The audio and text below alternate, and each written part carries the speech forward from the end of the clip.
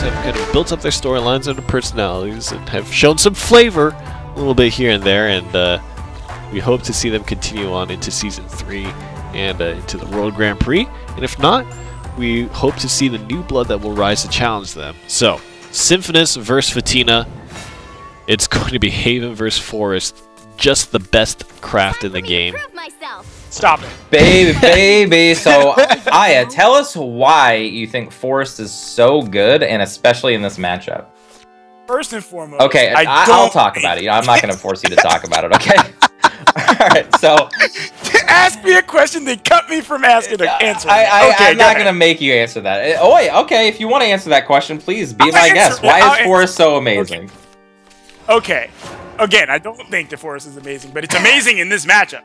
Because Ike's Haven is a very, very slow control deck, okay? And it's a deck that requires you to get to a very late stage of the game. Where that's actually where Forest shines, is in the late stages of the game. It the more turns that pass, the longer they have to set up combo. And then when they have their combo set up, it really is always just a matter of when can they kill me? You know, and especially with this variation because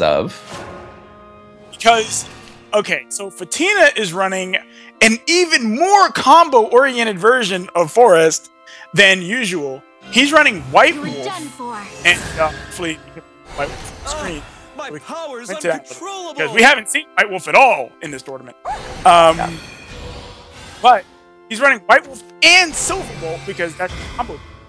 So kind of like how Bandersnatch pulls out Spawn of the Abyss, White Wolf will pull out Silverbolt, and Silverbolt deals damage to any target based on the number of cards you have in your hand after drawing you a card. So doubling up on those can deal up to 18 damage in total, and you don't have to fully rely on Roach combo to win. So very awesome, very awesome late game potential.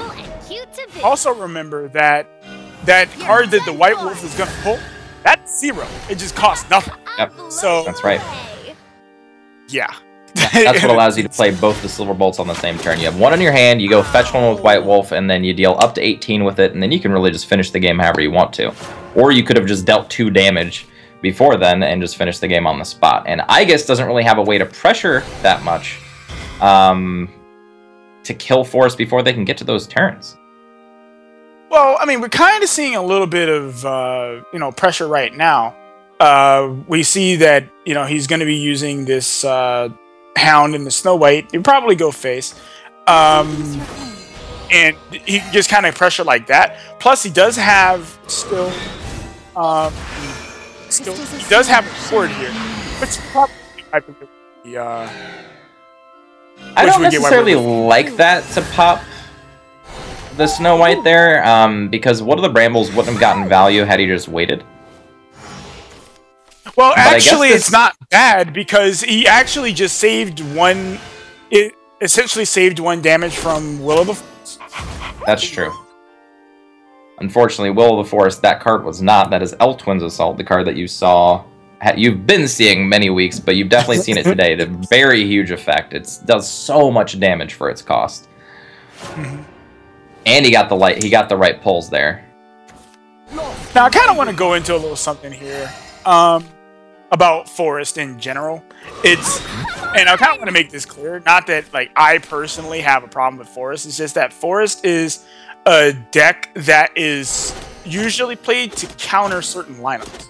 It's not like a play whatever, you know, all the time. You just play it, it's always strong, that kind of a thing. Yeah. Right. It's not like that. It's there specifically to counter certain lineups. And in any event where you know that you're going to be playing against slower decks and this and other, Forest tends to excel in those. So it is certainly possible that you know, Forest could do incredibly well in the later stages moving forward if they're just going to be sniping out certain slower lineups. So right. It used to be one of the best, if not the best decks in the game, though, before all of these hyper-aggressive, like, huge board-filling cards existed. So It went from being one of the best to just a role player, like you said. In certain matchups, it excels. But we do see something, pretty important here right now. And what that is we see that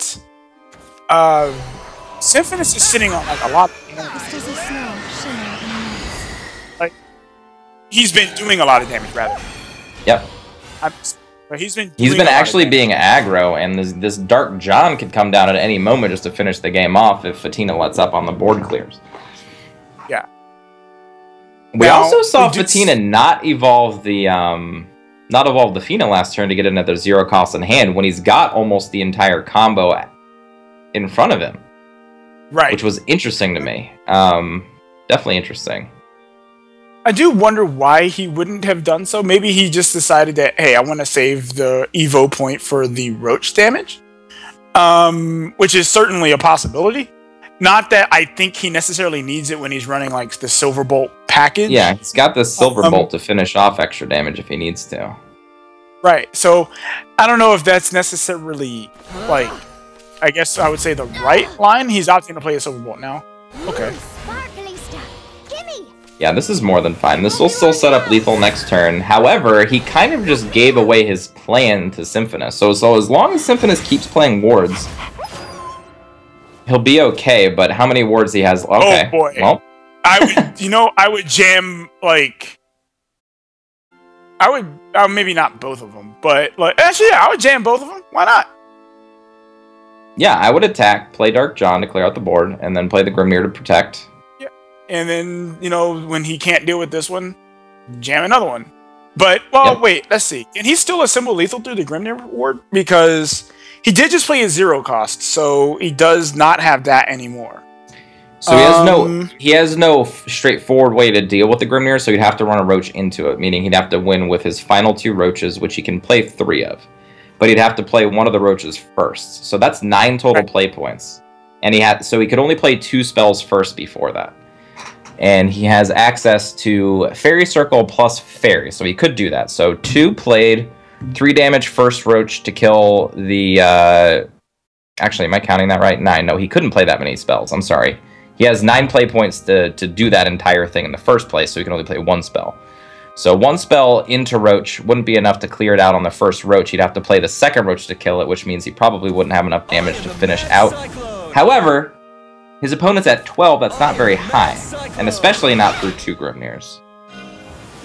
There's too much math to deal right now. I'll let Fatina deal with it. Well, it's his job to figure it out, right? That's right. That's right. And actually, now that I think about it, maybe through 1 Grimnir he could have, but through both, there's no way. Not without a Sylvan Justice or an Elf Twins Assault to break through. Well, maybe there is. Well, with 6 play points? I don't think so. Ow. Oh, right! Maybe he's got this. The Wood of Brambles is nice here. I completely forgot about the Wood of Brambles, dude. Ow. But is this going to be enough? And he's not going to be able to kill this turn. There's no... Yeah. But it was definitely a well-played turn. Got to put the Roaches back in his hand. Very good. Yeah, so he still could perform lethal next turn for sure. Yeah, next turn lethal is assured. And there are no more wards. Symphonus decided, you know what? I didn't want to play my Aegis because I was afraid, and now I have no more wards left, and now I have no time left. He knows he's dead. Yeah. I mean, the worst part about it is that he couldn't have played the Aegis anyway because he would have been dead. So, I know. This is why the matchup, as we've been talking about, is so heavily favored for Roach, because this late game whole thing, like, Roach will put you into a situation where you just can't really do anything. Yeah, you have to put the wards up like you saw Symphonus do, which takes you away from the aggro plan that you were trying to win with. Once the wards are dealt with, you have no way to burst, and you already know that the combo's sitting in your opponent's hand, so it puts you between a rock and a hard place. Right. And I think this might actually be the downfall for Symphonus in this matchup, is the fact that out of 4 decks and 3 combo decks, he's the one that decided to bring Aegis, which is very poorly favored against all combo decks. Yep. Not this just is for basically This is where, like, if Fatina was still on camera, he would be dancing. Right. And I assume he's going to take his time, do full amounts of Roach damage, because when you're playing Roach, you always do that. Yep. Yeah, this is definitely rap. Yep. So he's going to Nature's Guidance, 7, Roach. And that's it. No! I like how he did it like that just so he can let him know that he lost. Perfect. Very well played by Fatina. And now we're really going to see, like, Haven has to go up against another... It has to win against yet another combo deck. So this might be it. This might be the thing that cost Symphonus the match. I hope not. I hope that this Aegis deck can pull up some kind of a victory versus the combo decks, but we'll see. It's going to be incredibly difficult. Dreadshift is... In that of itself, it's like a value control deck. I mean, you're running cards like Professor of Taboos in it. You're running... I have to look at his specific list. But yeah, I'll kind of go over it with the viewers and kind of explain the deck to people. So it's kind of like what you saw Burn Rune doing. It has Earth Sigils, it uses Earth right, and it has a lot of those powerful effects. It also borrows from Dragon a little bit in the fact that it plays a Saha Quill package with Lucifer and Israfil and things like that. And its main thing to do is it will eventually find Dimension Shift by tutoring for it by either Freshman Lu or some other source, maybe Enchanted Library will draw it. And then you use Queen of the Dreadsea to pop your D-Shift and something like an Israfil or Lucifer to take an extra turn with it, so you just push and push at the end of the game with it. So it's a control deck just like Aegis Haven, but it has a combo win as opposed to just a straightforward win. Now, the thing that I've noticed about Fatina's specific list of Dreadshift is that he's only running one D-Shift in his list, which is rather common. That's fine, yeah. Yeah, it's rather common. He does have Freshman Lu and Enchanted Libraries in his deck to be able to fetch him. So, it affects the D-Shift. And so he doesn't get clogged up. He does, yeah, he'll have access to that. He is running 3 Queens, though. 3. Yeah, that's standard. That's standard for the list. I know, it sounds weird. But it's actually it does sound weird, but you need it. You need it to combo, so. Yeah.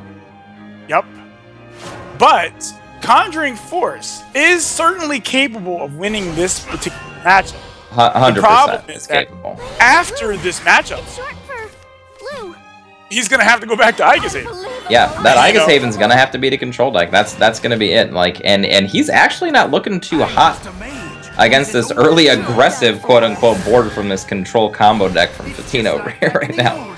Obviously, Fatina's not going to be able to finish out the aggro curve because that's not what the deck does, but very interesting to have this kind of a start with a control deck. Well, the thing is, it's actually quite good. Reason why is because it will allow Fatina to be able to potentially kill earlier than having to get the whole combo set up. Or even just making the combo easier when he gets to that. But at this point, I kind of love the aggressive lines of play. Just go, super aggressive line. Yeah, I love this very much because now Symphonus has to be like, all right, well, I have to deal with this. You know, he's actually being more aggressive than I am, and I'm the aggro deck. You know, right? So he has to deal with it. And yeah, I mean, if he wants to actually clear out the board, he's going to have to commit another spell to this. An Angelic Snipe. I don't think he will. Oh, never mind. Got scared. I wouldn't have been scared of the Freshman Lu, to be honest. Right now, he's got the Conjuring Force, although he doesn't have anything to use with the Conjuring Force yet. He doesn't have a Blade Mage, he doesn't have a Rime Wind, he doesn't have a Summon Snow, so he's just trying to get there.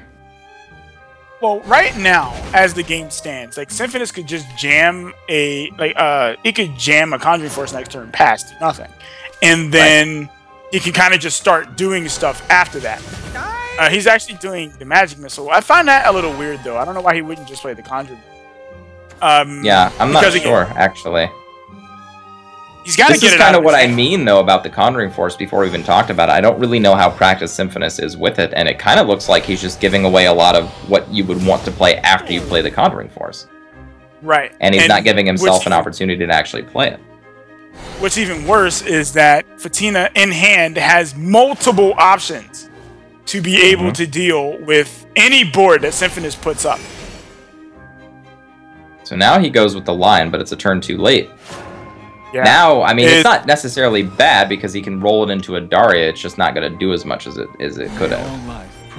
Yeah, I love this line of play, by the way. Him playing the Lucifer and letting it sit there, forcing him to deal with it, is great because he has the OTK lethal in hand for turn 10. He has the Queen of the Dread Sea, and he has the Israfil with the D-Shift, so he does have it. But unfortunately, this isn't going to do anything. This is getting Calamitous Curse 100%.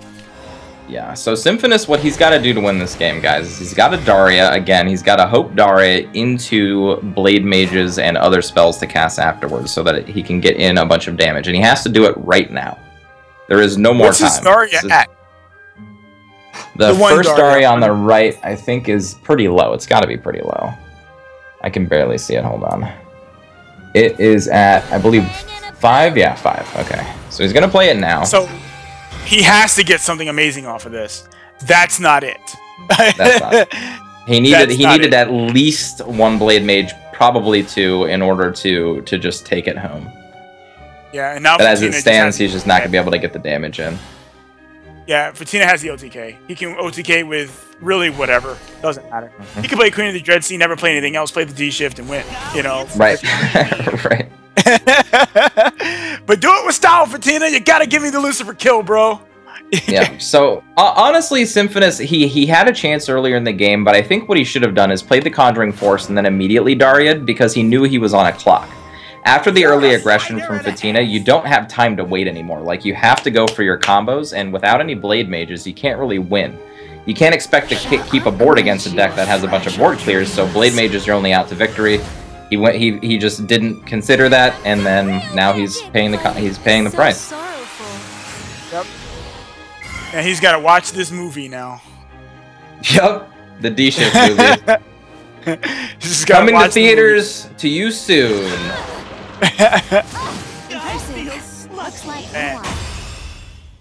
Awesome play, Fatina. Very good play. Yeah, definitely awesome. There it is. Fatina takes the win 2-0. And it's really, really interesting. He was very, very devastated after his last loss. And it put him in a really tough...